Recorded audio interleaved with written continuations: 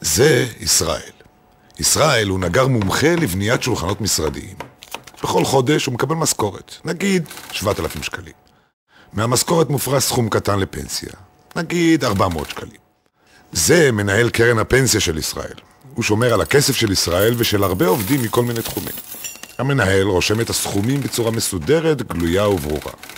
בשנים האחרונות הסכומים הצטברו והקרן גדלה מאוד. מסכום של 0.5 טריליון שקלים, שזה 500 מיליארד, ל2.5 טריליון שקלים. הקרן גדלה פי 5. החוסכים בישראל עבדו קשה. עברו שנים וישראל הגיע לגיל הפנסיה.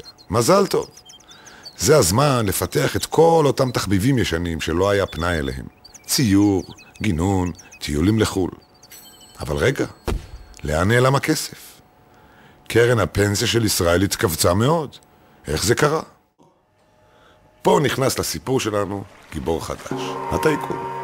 לטייקון הזה לא תמיד היה כל כך הרבה כסף, אבל היה לו חוש טוב לניצול הזדמנויות.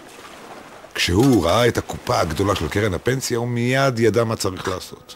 הוא ביקש ללוות מהקופה סכום כסף גדול מאוד, והמנהל הסכים. אמנם ללא ביטחונות, אבל עם קריצה והרבה קסם אישי. עכשיו, כשיש כל כך הרבה כסף, צריך להוציא אותו. כידוע, כסף עושה כסף. מכונית פאר היא התחלה טובה. וכמובן אפשר להשקיע בכל מיני הרפתקאות, למשל, פתיחת קזינו בלאס וגאס. אופס, הלך הכסף. נו, טוב, ככה זה בקזינו. מזל שנשאר עוד קצת כסף מהפנסיה של ישראל ושאר החוסכים. אפשר לקנות בזה יחטה, מטוס פרטי וגם ארמון גדול באזור יוקרתי. עכשיו, אין כסף להחזיר לקופת הפנסיה. ומה עם הרכוש שהטייקון כבר קנה? זה רכוש פרטי ומוגן על ידי חומה שנקראת חברה בערבון מוגבל, ואי אפשר לדרוש אותו בחזרה. המנהל מוחק את החוב של הטייקון בלי שום בעיה. הוא מקבל משרה נחשקת באחת מהחברות של הטייקון. עברו מספר שנים, ומנהל קרן הפנסיה לשעבר מנהל עכשיו חברה פיננסית גדולה שבשליטת הטייקון.